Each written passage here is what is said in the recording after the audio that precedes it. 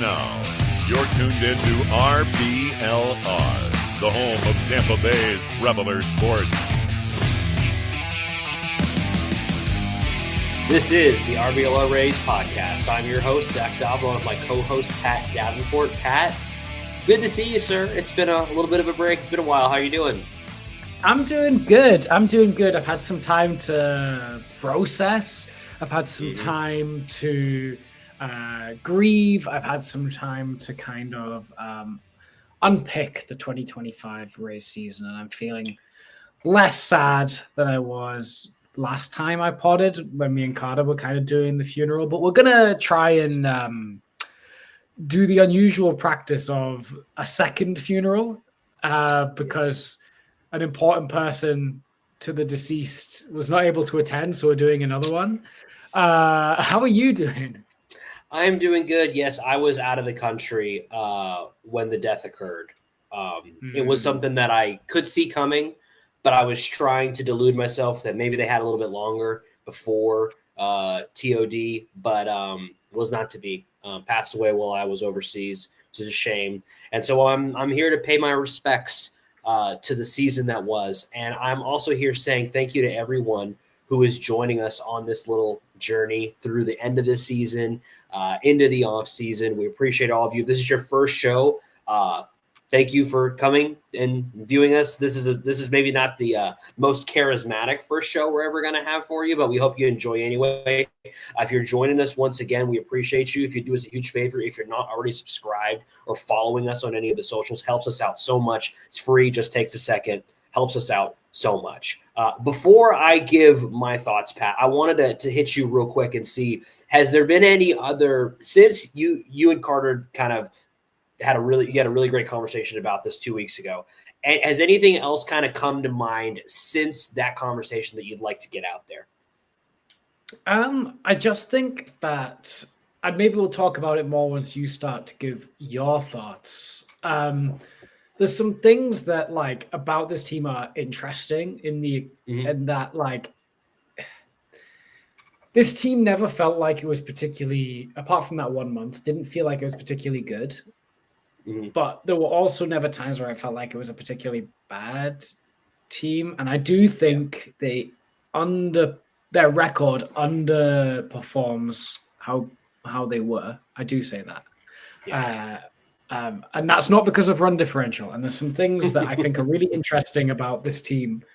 What I am going to reiterate is that for the first time ever, I don't feel like a good offseason is enough to get this team back to division title contender status. I think it could get them back into wildcard status, but I think this team is lacking in firepower, and unless the owners are really gonna make a statement off season, which I don't think they're going to do, and we'll talk about why that is in a little bit. I don't think it's going to be a one-off season. This team's suddenly good again job. I think we're going to need a bit more of a longer putting together pieces to be to be competing with the Yankees, Red Sox, and Blue Jays. Yeah, and I what you just said definitely does kind of go into what I want to say, which is that this is a team that is fundamentally missing pieces. That's kind of what I've sort of where I've gotten after thinking about it for a long time, because as did all of us, or most of us, I'd say, we watched the last 2 weeks of the season. And, obviously there are some pieces that were like objectively missing, like Shane McClanahan was not around. Aranda was a late arrival, and he did provide some offensive impact when he returned, but clearly it was too little too late there. And I think, we've talked ad nauseum about what is and what isn't a part of this team and what we'd like to see differently. And I'd like to kind of break those conversations down a little bit, if I could, into just a quick stat read for all of you, which is WRC plus and then XFIP by unit over the past two seasons. Because I think 2024 Rays and 2025 Rays are two peas in a pod. Very similar baseball teams. Two cheeks of the same butt. Yes, unfortunately. And when you look at those two teams, right, WRC plus by unit, they were sixth in first baseman WRC plus with 119. They were fourth in second baseman WRC plus at 104. They were second, and these are in baseball, not in the AL East, not in the American League, in baseball. Second in third baseman WRC plus at 120. They had a 114 DH WRC plus, 13th. That's a very competitive position from a WRC plus perspective. So good. So what that basically means is for those four positions, you're a top like 10 to 5 team in baseball at those positions. For XFIP, starting pitching over the last 2 years, 10th in XFIP. That's just one number, and like you could break it down. You could go more numbers and more ranks, but I think that gives you an idea how well just a very rough idea how well the team is pitching. Relief pitchers are 7th. They're 4.02 and 3.94 respectively. So top 10 pitching staff, top 10 offensive production from first base, second base, third base, DH over the last 2 years. Shortstop, 74 WRC plus, 28th in Major League Baseball, 27th in F4, 15th in defensive value added, according to Fangraphs, which means they are providing defensive value. Catching position, 29th in WRC plus, 68 over the past 2 seasons, 10th in defensive value added, mostly riding on last season, but still some value defensively this season. And then we get to the outfield. 25th in WRC plus, 89 for the outfield. They are first in base running value. No guesses where that's coming from. No guesses where that's coming from. We got a fast outfield. 12th in defensive value, according to Fangraphs. So they play defense and they get on base. They are 30th, dead last in home runs. Yeah. Dead last with 94 home runs over the last 2 years. They are averaging 45 home runs as an outfield. A little over 47 home runs as an outfield over the past 2 seasons. And when you look at this team, I would argue to you that shortstop is roughly where they would be okay with it being, given the fact that Wander's not on the team. And there is a potential fix for the offensive problems there, and a way to continue the good defensive play in the form of Carson Williams. Catcher, I think they're fine with that. And to be honest with you, I don't really care that much. If I need that defensive value number to be a little bit higher, if you're going to give me the 29th ranked offensive catcher every year, okay, I'm willing to give you that one. What cannot happen is the 25th ranked offense or outfield in baseball. It is dragging this team down offensively. It is dragging this entire team underwater from being a playoff team to not a playoff team. And we all know the reasons: the underperformance of Christopher Morel, the injury history of Johnny DeLuca, Josh Lowe, the sort of weird production and defensive struggles of Chandler Simpson, and the guys like Cameron Meisner, Jake Mangum. They're not supposed to be playing consistent innings at the major league level. What they were at that point, a lack of depth at the position as well, a lack of quality depth at the position, and no power. Yeah, and that was a conscious choice that they made. Their most consistent hitter, outfielder, who wanted to stick around, they did get rid of him. And the prospects seem really good for Arozarena. But at the moment, it is a net negative for the major league team to not have Randy Arozarena on the team. And I will give the team this. We don't want to rehash this trade again. But I will say at the time I said I was okay with trading him because I thought he was not going to maintain his value. Now, obviously, that didn't work out, and he's been great for the Mariners, and good for him. They're in the championship series, and we are not. So there is that. Luke Raley's on that team as well. Luke Raley, and man, I would have loved to have Luke Raley last year. Man, that would have been great to have Luke Raley last year from a power perspective. But the reality is, until something changes in the outfield, I don't see how anything's going to change for this team. And because if you had asked me at the beginning of this season, and said, hey, you're going to get great Yandy, great Belau is going to be healthy most of the season. Junior's going to scare the home run record for the Tampa Bay Rays. You're going to get Jonathan Ronda's going to break out, and you're going to get top third of the league pitching. I would have said we're in the playoffs 100%. And we didn't even get close. We weren't even close, Pat. We missed by like 10 games by the end. Yeah, we really fell off. We swept the Mariners and then decided that was enough, and then just lost basically every game. Packed it in. Said that's our championship, and we packed it in.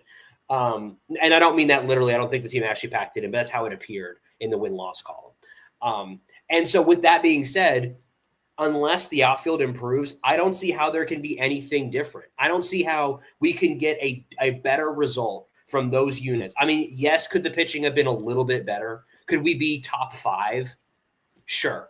But I don't think being top 5 instead of top 8 is going to move the needle from where we are right now to competing. And like maybe this team as assembled, if Shane McClanahan was there and maybe a couple fewer people like I don't know, like Manuel Rodriguez doesn't get hurt.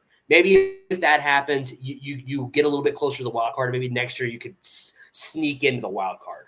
But we're not competing for a division if you run it back the same way. And until the outfield gets fixed, I don't know that this team can move forward. A lot of our conversations early in the year about what we thought the potential of this team was, we said a lot that the outfield was going to have to do something. We needed Morel to do something. We needed Josh Lowe to return to previous form. Neither of those things happened, and they dragged the team down. And I don't even necessarily and there's all kinds of reasons. And we'll break it down as we go through player reviews, which are going to start next week, by the way. So tune in for those. If you do want to know when our player reviews go live next week, do us a huge favor and subscribe or follow on the socials. That way, when we go live with player reviews, we're going to be player reviewing all the players that are still on the team from the 2025 season. A lot to talk about with them, talking about what the future outlook may look like as we go into the offseason. So stick around for that and do us a huge favor by dropping us a follow there. And we will break all that down. But the reality is the outfield just did not produce at a level that is acceptable for a team that is trying to reach the playoffs. And I don't know what the fix is outside of going outside of this organization. Yeah, Morel started to look better in the second half. Maybe there's a world where Morel starts to put it together with because for some reason they really didn't want to give him any kind of run of games early on. Yeah. Maybe they trust him a bit more this year. Who knows? Yeah.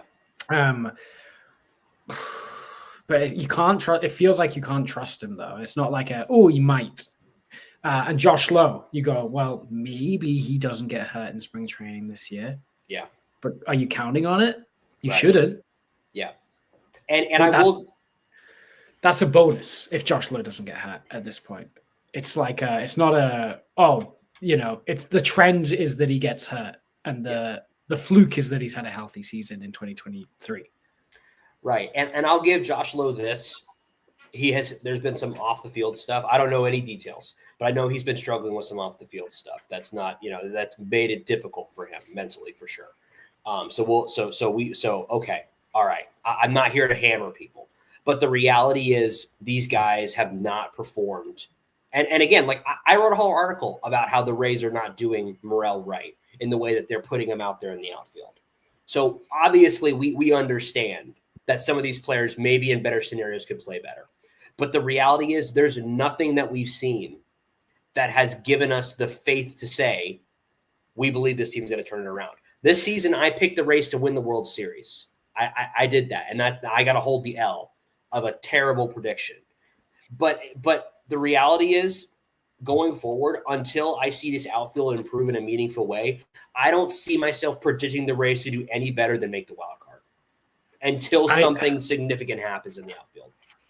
Yeah. And do you think we can completely reform the outfield into being good enough in one off season? Yes, you can. Could we? Could we? Yes, we could go sign Kyle Tucker and Cody Bellinger and reform the outfield. We could do that. And the outfield will be great next year. And by the way, even if one of those guys we signed, I would say, yeah, the outfield's probably going to be better enough that I could buy it. But based on, and we'll get into this, based on the comments from the new ownership group, which have been very muted, we haven't heard much, but the tenor has seemed to be that it's going to be business as usual for the Rays. And then, especially until the stadium gets figured out, which does not lead me to believe there's going to be a big move for either of those guys in the offseason. And so, and again, when you think about, Tucker and Bellinger, we both know you're going to be bidding against the Yankees hard for Bellinger. And if they don't get Bellinger, you better believe they're going to find a way to go get Tucker. So the odds of us winning that battle are not super high, even if we did want to suggest that they're going to, invest some more money into the payroll. So no, anybody besides that, I don't see any scenario where we're dramatically improving the outfield in one off season outside of some sort of a blockbuster move or a blockbuster trade. I don't see the path right now. Right. And this leads us to the front office. I don't think the front office has made a move that has helped the major league team get better in 2 off seasons now. Better? No, I would say better. I mean, I think that the Tyler Glasnow trade was a lateral move. Okay. But I mean, yeah, no. We've got some good prospects when we sold everyone off last deadline. Yeah. Right. Like, there's some good guys from the Paredes trade. It's not just Morel. There's some good prospect. There's Ty Johnson, who looks really good. Arozarena, both the prospects, Smith and Hopkins, look really good. However, the major league team has not benefited from a move the team has made. They've whiffed on Danny Jansen. They whiffed on Ha-Seong Kim. They did they even make major league signings? Well, Cabby was a good move. Bringing in Cabby was a good move. Would you rather have Cabby or Luke Raley? That was the trade we made. So I actually will say Cabby, because here's the thing. I think we did need Cabby. When you look at over the past 2 seasons, I think we did need Cabby because we didn't have Carson Williams ready yet. I do think we actually did need Cabby. And so I will say that it's probably closer to a lateral move because I do think we miss his offensive power. But I do think that was a move that benefited the major league roster. But we're cutting it. We're splitting hairs. Yeah, that's like, we made an extra 0.1 F1. Yes. Right. We're splitting hairs. And then Ahmed Rosario, was fine. He was fine. We traded him to the Dodgers for something. I can't even remember what we got for him.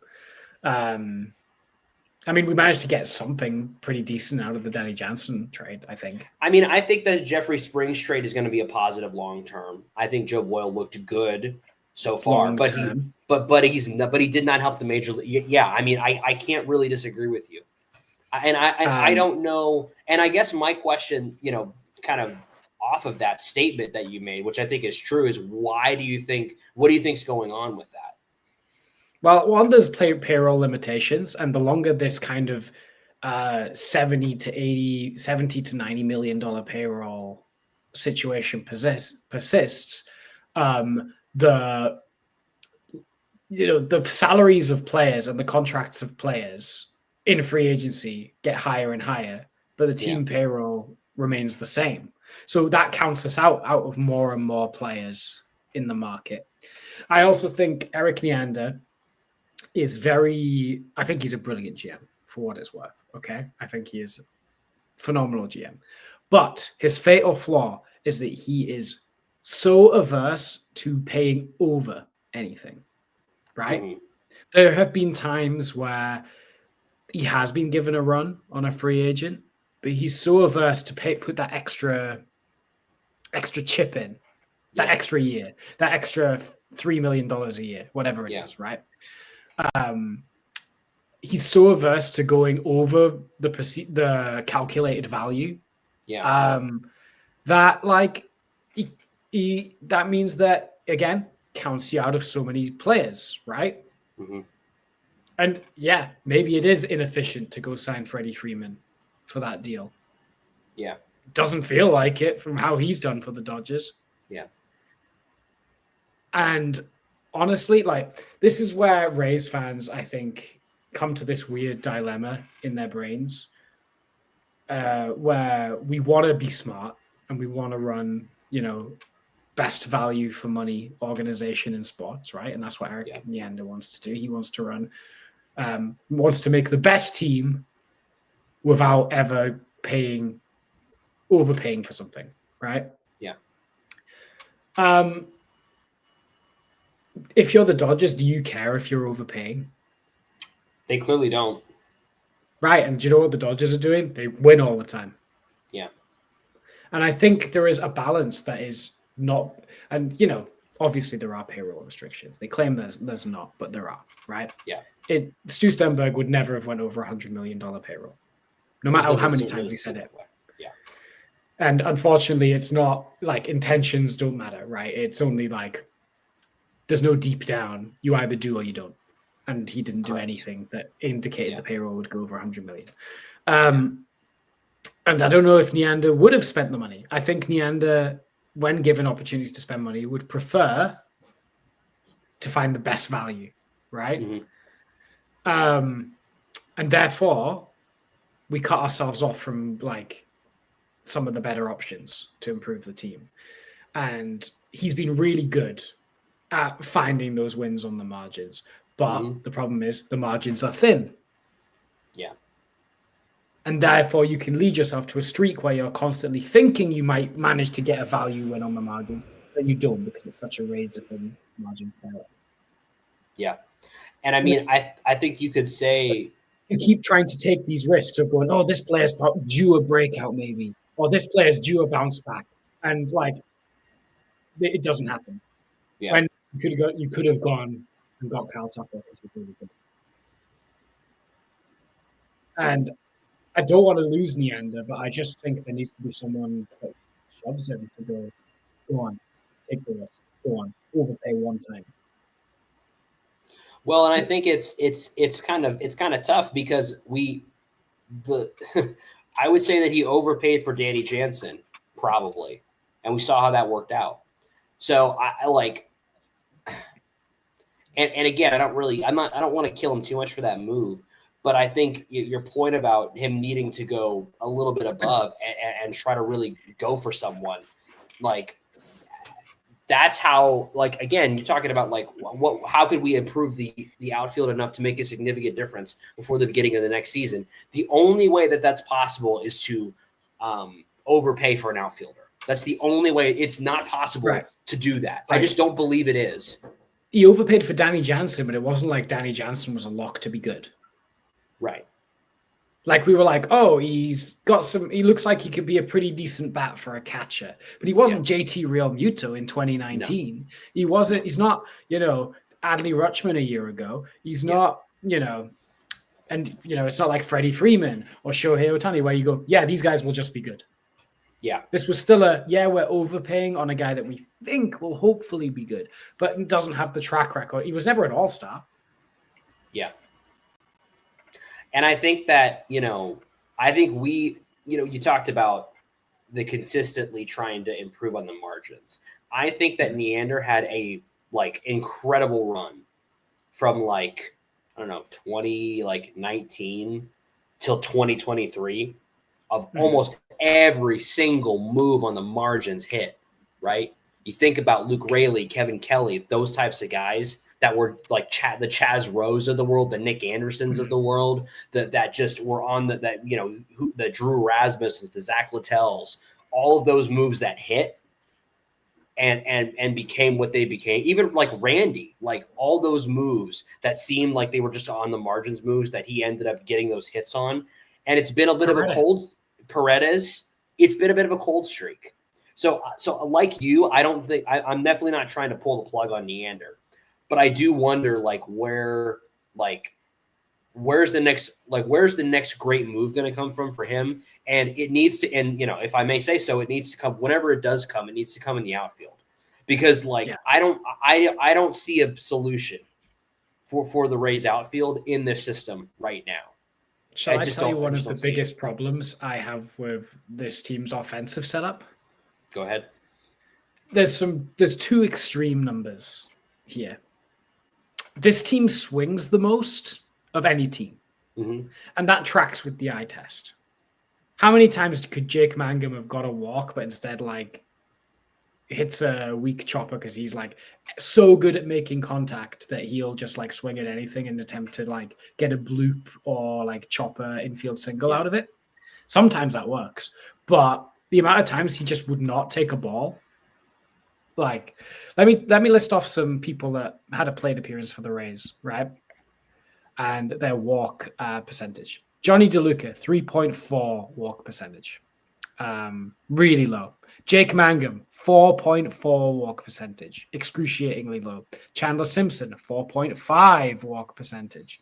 Okay, excruciatingly low. Cameron Meisner, 7.4 walk percent. Slightly better. But, like, Mangum and Simpson especially refused to walk. And like the only guys that would walk were like Danny Jansen. Like the guys, there were only 5 guys that had an over 10% walk percentage. Ben Rortvet. Yeah. Richie Palacios. These guys barely played. Jose Caballero, Danny Jansen, Hunter Fiducia. Yeah. They're the only guys that like had a good, like high walk rate. Not even Yandy this year. No. This team refused to take walks. And like, yeah, they swung a lot. And I don't know if that was a coincidence or organizational philosophy, but there were quite a lot of times where it felt excruciating that this team would just swing and swing and swing. When there were sometimes walks to be made. Yeah. And therefore base runners. Because we got, like, imagine if Mangum got on base 5% more with his speed, or Chandler Simpson got on base 5% more, you know? Yeah. Yeah. And I think some of those players, it's a feature of their, or it's a feature of their like playing style. Like, and I think that some of those players earned it. Like, I would argue that Chandler maybe earned his low walk percentage with his 300 batting average. You could make that argument, but I do think that the fact that the team as a whole is not like, I think like, for example, Johnny DeLuca, he didn't play a lot, but Johnny DeLuca, that's a guy who needs to find like kind of the Kevin Kiermaier thing that we always say about him. You have speed, get on base. And Mangum, I'm sorry, you're in the same boat. Those guys need to be walking because of their speed and being able to use that when you get on base. And so, but again, like of those guys, like who do you really want to be starting in the outfield? Like, I like Palacios if he's healthy. But I think Palacios could start in the outfield right now. I think he could, and I would be fine with that. But again, like, is he going to be healthy enough? And that's where I find myself, at the end of the day, I just find myself with no clear path forward for the outfield. And it feels like it's painfully obvious that is what is holding this team back. I 100% agree. Carter said the same thing. The other extreme number from this offense, we lead the league in ground ball percentage. 46.6% of our batted balls in play were ground balls, almost half. Which is like, it means that a ground ball has a ceiling on what it can be. Yeah. Right? Like, it could be a single, and it's arguably more likely to be a single than a fly ball. Right. But that's the most it can be. Maybe a double if it's down the line. Yeah, and if the guy who hits it is really fast. Right. So we're hitting so many balls on the ground. I mean, Junior Caminero. Right? Yeah, that's the one thing for him. That's the one thing for next season. Can he find a way to turn that around? We're swinging tons, and it's resulting in a load of ground balls. I think that's bad. Yeah.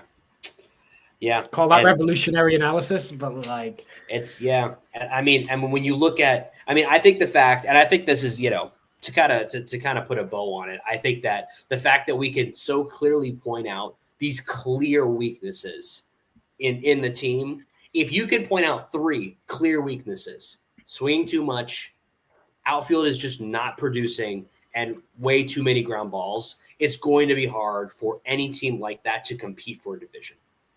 Right. It's just going to be. And I also feel like on the pitching side, we've got a good staff. I feel like we're 1 starter short. Right. I agree. Especially with Hauser being a free agent now. Yeah.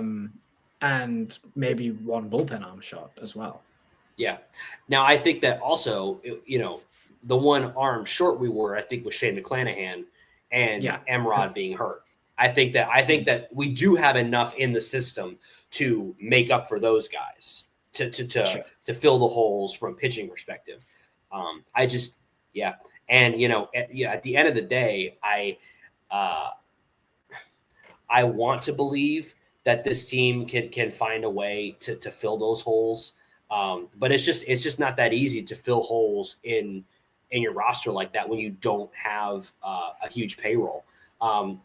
But I do have some good news for really anyone watching, and that's if you have holes in your wardrobe roster, there is a place you can go where you can fill those holes very inexpensively and get really high quality for it. And that's shop.RBLRsports.com, where you can go any day to shop.RBLRsports.com and get the best merch inspired by your favorite Tampa sports teams. Rowdies, Bucks, Lightning, Rays, Sun. It's all there. Use promo code FLAPPY for 10% off your entire order. Shop.RBLRsports.com. Use promo code FLAPPY, FLAPPY, for 10% off your order. Fill the holes in your roster today. Yeah. These shirts in the RBLR warehouse need a new owner. But do you know who doesn't need new owners? Because we've just got them? The Tampa Bay Rays.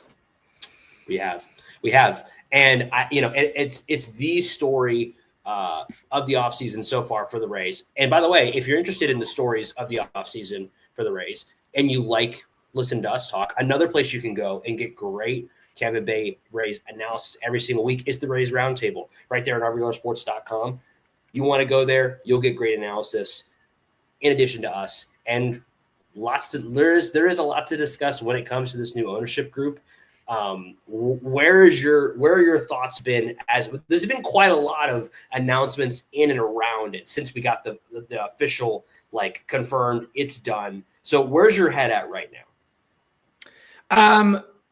Not bad. I think what they said, a lot of good things in the press conference. I think the key message that they wanted to put across were they were committed to finding a stadium in Tampa. That was the message that they said. And they also said that they have no intentions of meddling with the kind of baseball product. So they don't want to touch Neander or Cash, which is on the premise, even though we've just kind of slated them a little bit. I think that's on the whole a positive, right? They understand they've got a good, mostly well-run team in front of them. They don't want to change that culture. They think the culture that they've got is good. So what are you going to do as owners then? That's the follow-up question. Okay, this team hasn't won very much in the past 2 years. So what are you going to do to change? If you're not going to change the staff, what are you going to do to help that? And they didn't really give any answers as towards payroll and whether that would be improved. And they also didn't really talk about how they would plan to finance a new stadium, whether or not they'd want to try and explore the one that Stu Sternberg abandoned late on last year, that had $600 million of public funding on the table, whether or not they want to try and revisit that or if they want to try and do something with Tampa. It seemed likely that they were not going to completely finance a new stadium themselves. It was just how much public funding they were willing to take on board and how much they would require to make that move happen. How do you feel about the new ownership group? I think I'm kind of in the same boat as you, where as you know, as new ownership groups go, pretty good. I really like that they don't want to touch baseball operations. I want to leave that alone. I think the thing that is very interesting to me is I really do not know where the stadium situation is going right now. It seems like there's a lot of talk about where it's going to go. where the funding is going to come from. And we seem to be kind of back where we started a little bit, where there's no real clear path forward right now. There's no real clear location. There's no real clear desire from the city to fund it necessarily. I think there is. They would like it to be in Tampa. I think there is some desire for that. It was very like that's what they talked about the most in the press conferences since becoming owners was about the stadium. And yet I really didn't get any sense of like any confident sense other than it does seem like they are going to, continue to push forward with preparing the Trop and letting that be a place for the team to play. But the idea of having a new stadium in like at least a plan by 2029 is kind of what was floated out there.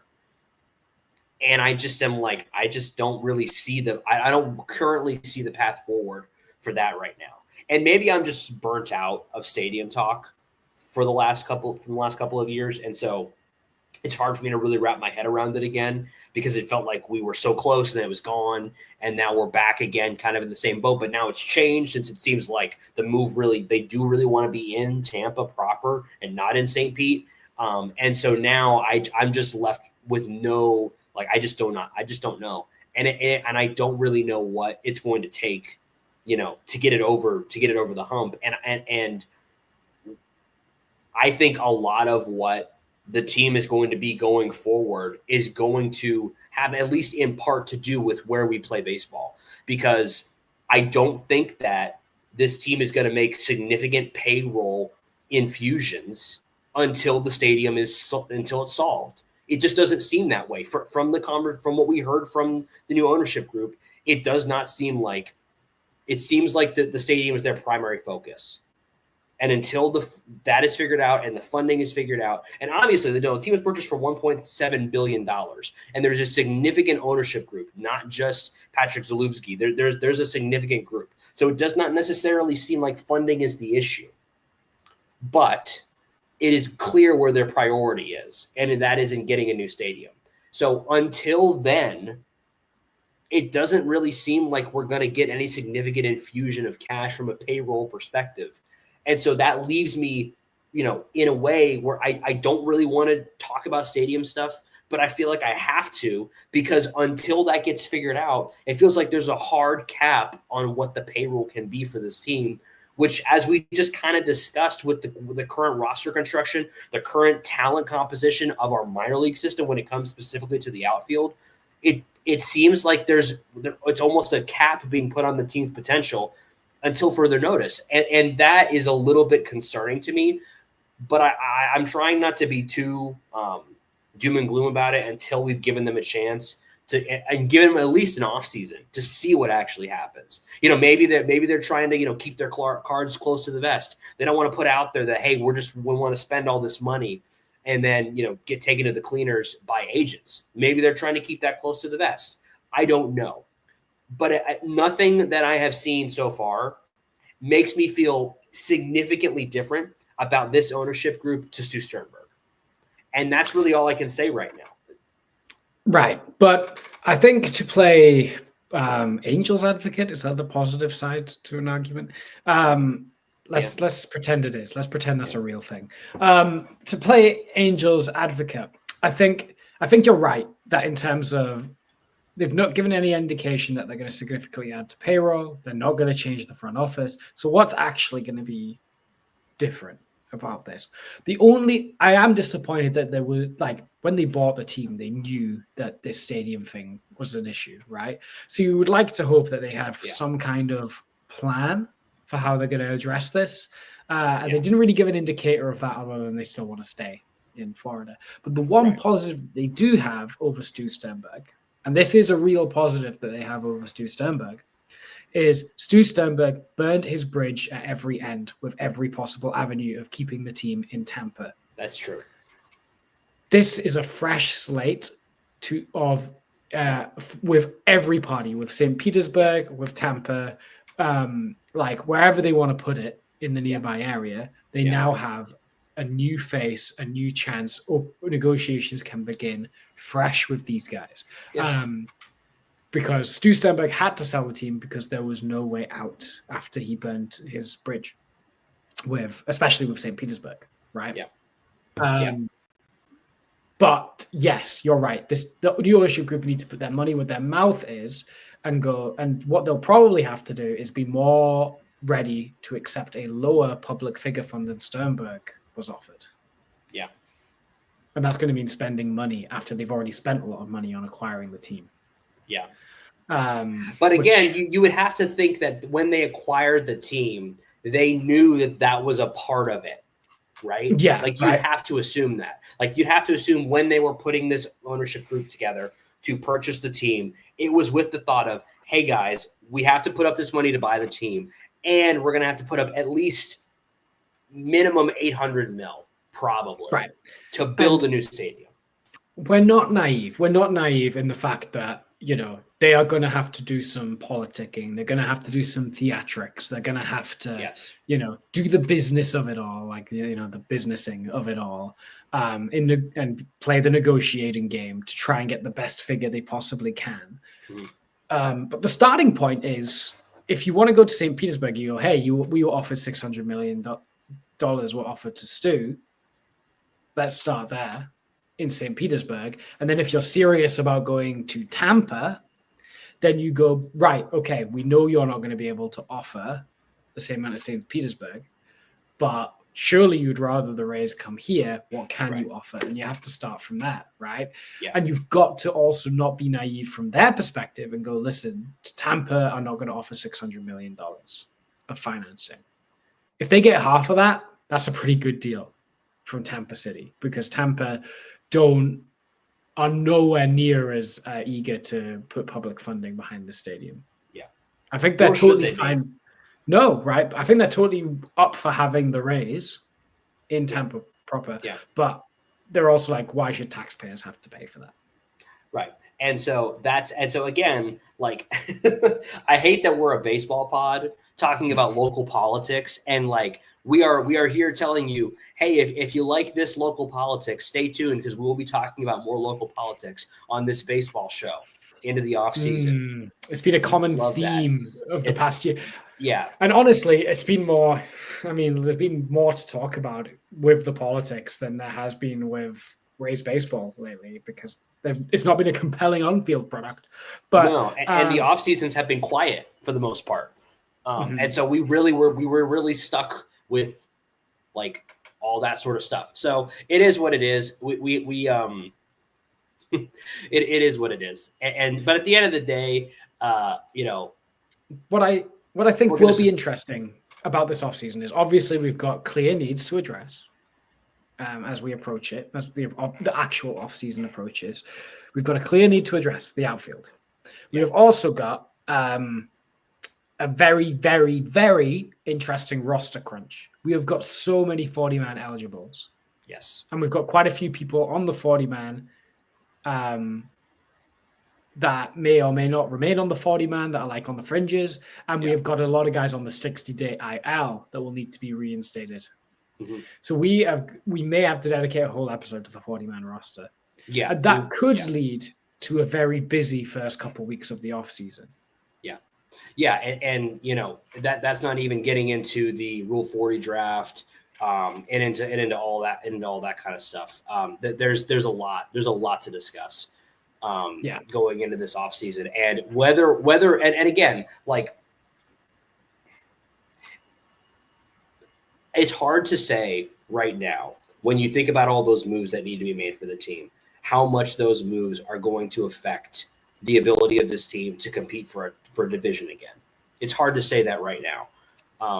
But this organization from a minor league perspective is still rated very high for a reason. There is talent in the minor league system in this organization.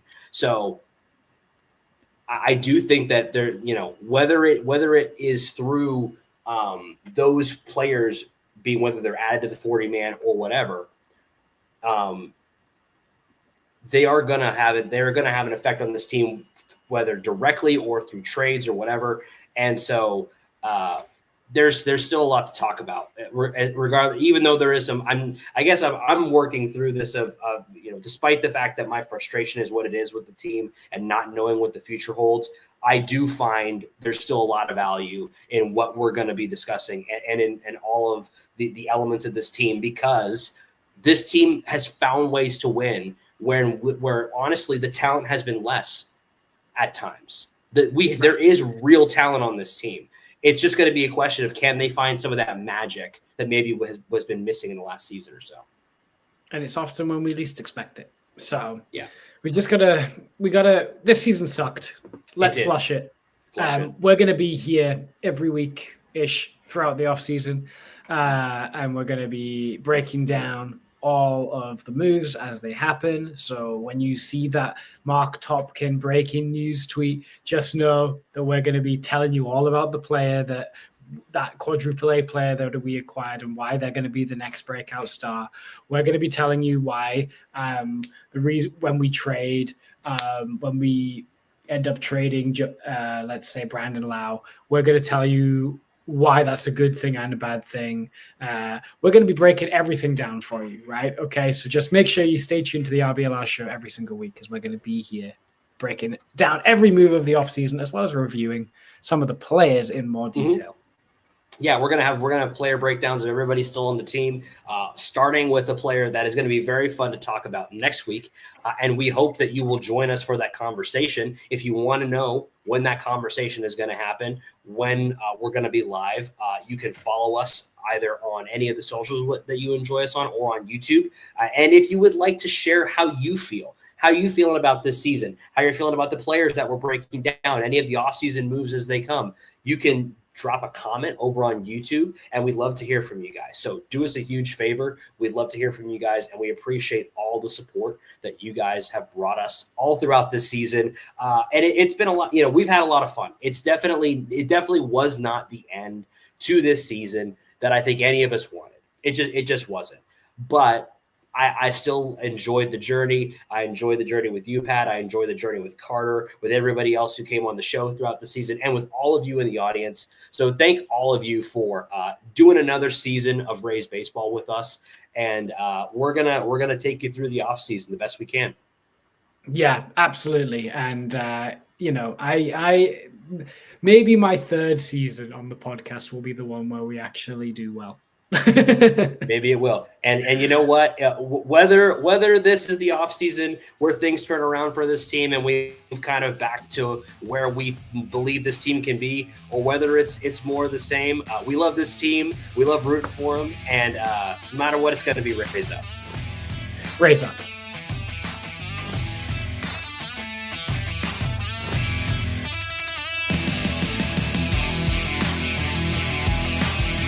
Thank you for tuning into this presentation by RBLR Sports. On your way out of the stadium, please remember to like and subscribe.